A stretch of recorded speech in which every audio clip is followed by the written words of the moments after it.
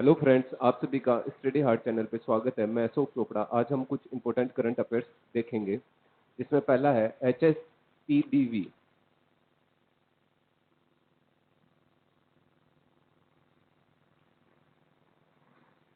इसकी full form है hypersonic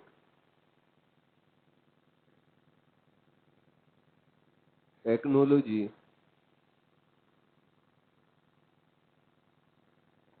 demonstrator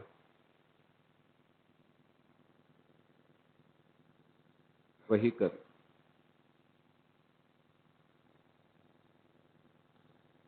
ये आपका किसके द्वारा विकसित किया गया है? DRDO के द्वारा विकसित किया गया है। इसका मैक नंबर आपका 6 है। इंजन इसमें स्क्रैमजेट यूज किया गया है, जो आपका हाइपरसोनिक स्पीड में भी ड्यूरेबल रहता है। इसके यूज व्हीकल के रूप में यूज कर सकते हैं इसको। Second, launch satellite at low cost.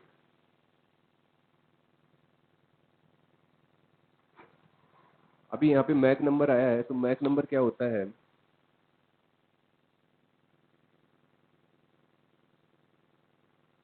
Mach number speed of object and speed of sound का रेशियो होता है आपका मैक नंबर।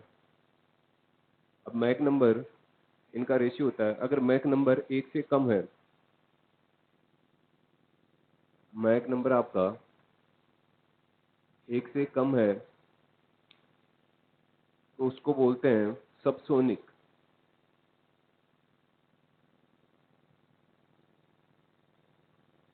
अगर आपका मैक नंबर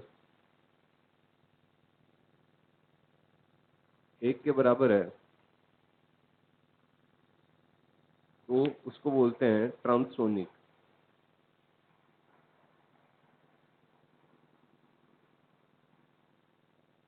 अब इधर लिख देता हूं। अगर मैक नंबर आपका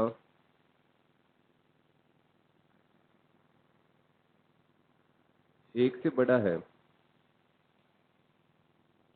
उसको बोलते हैं सुपरसोनिक।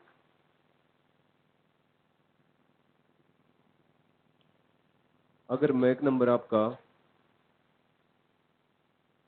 5 या 5 से बड़ा है, तो उसको बोलते हैं हाइपरसोनिक।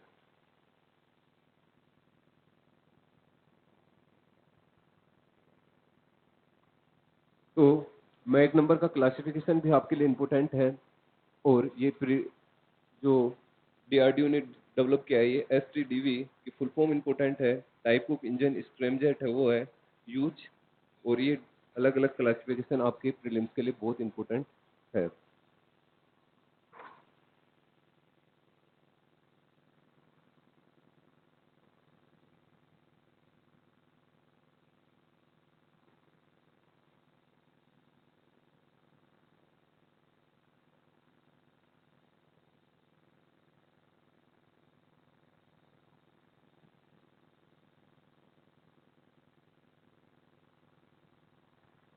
अभी हम दूसरा टॉपिक देखते हैं, जिसमें कोविड-19 का वैक्सीन ट्रायल रुक गया था ऑक्सफोर्ड यूनिवर्सिटी का, क्योंकि एक वॉलंटियर को स्पाइनल कॉर्ड पर इन्फ्लेशन की शिकायत थी।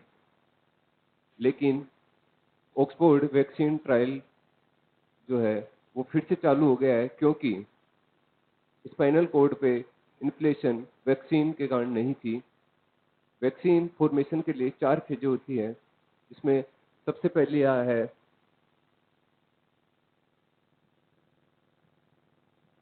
Vaccine should not toxic. सबसे पहले ये चेक किया जाता है कि वैक्सीन जो बनाया जा रहा है वो ह्यूमन के लिए टॉक्सिक नहीं होना चाहिए।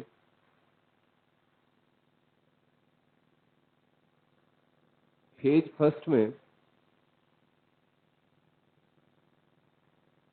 हेल्थीएस्ट पर्सन चुने जाते हैं और नंबर ऑफ पर्सन होते हैं वो 10 से 50 रहेंगे। इनको साइड इफेक्ट्स जो आएंगे वैक्सीन के उनको क्लोजली मॉनिटर किया जाता है, साइड इफेक्ट्स को क्लोजली मॉनिटर किया जाता है। फेज सेकंड में 100 बंदे होते हैं और इसमें भी आपके साइड इफेक्ट होते हैं, उनको क्लोजली मॉनिटर किया जाता है। फेज 2 से फेज सेकंड में आने के लिए इंडिया में CDSCO की आपको परमिशन लेनी पड़ती है। इसकी फुल फॉर्म है the central drugs standard control organisation.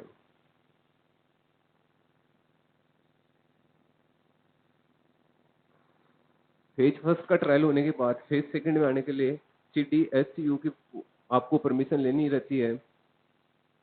CDSCO health and family welfare ministry के अंडर आता है।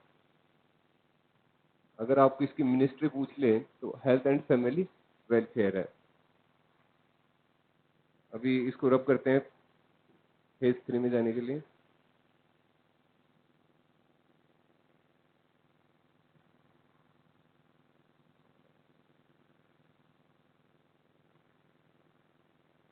फेज 3 में रैंडम पर्सन्स लिए जाते हैं और नंबर ऑफ पर्सन्स भी ज्यादा होते हैं। जैसे फेज सेकंड में हमने बताया था कि 100% लिए जाते हैं, 100% लिए जाते हैं, लेकिन फेज 3 में आपके रैंडम पर्सन लिए जाते हैं और वो बहुत ज्यादा संख्या में लिए जाते हैं। सॉरी, एक चीज हो रही, फेज सेकंड में चेक एंटीबॉडीज फॉर्मेशन।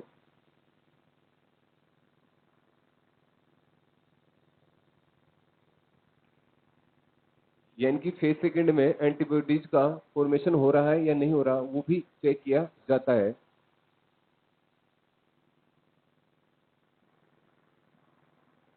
अब फेज 3 में आते हैं, दोबारा से सॉरी, इसमें रैंडम पर्सन लिए जाते हैं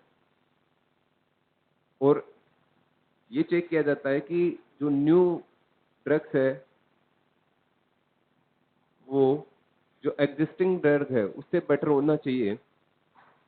फेज 3 में ऐसे चेक किया जाता है कि न्यू ड्रग्स है वो एग्जिस्टिंग ड्रग से सही होना चाहिए। इसके लिए इसमें आपको डोज भी फिक्स की जाती है, अमाउंट ऑफ डोज भी थर्ड स्टेज में ही फिक्स किया जाता है। अब ये चेक कैसे किया जाता है,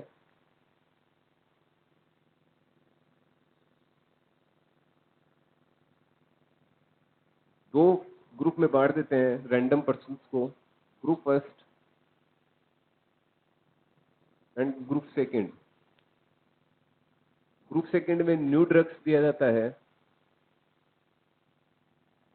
और ग्रुप फर्स्ट में एग्जिस्टिंग जो ड्रग है वो ही दिया जाता है।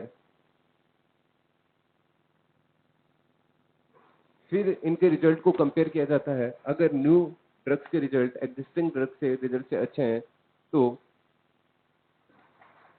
मास प्रोडक्शन का ऑर्डर दे दिया जाता है। और फेज 4 में, एक बार नोट डाउन कर लो,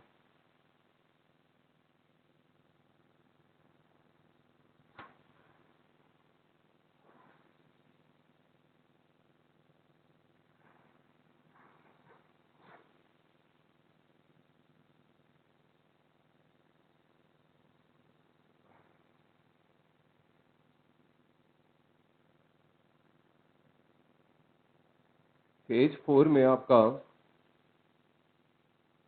मास प्रोडक्शन स्टार्ट हो जाता है।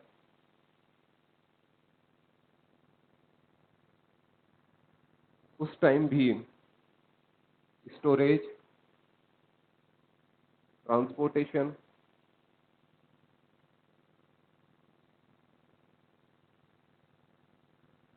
टेम्परेचर को क्लोजली मॉनिटर किया जाता है। फेज 4 में आपको स्टोरेज को, ट्रांसपोर्टेशन को, टेम्परेचर को क्लोजली मॉनिटर किया जाता है और फेज 4 में मास प्रोडक्शन चालू हो जाता है।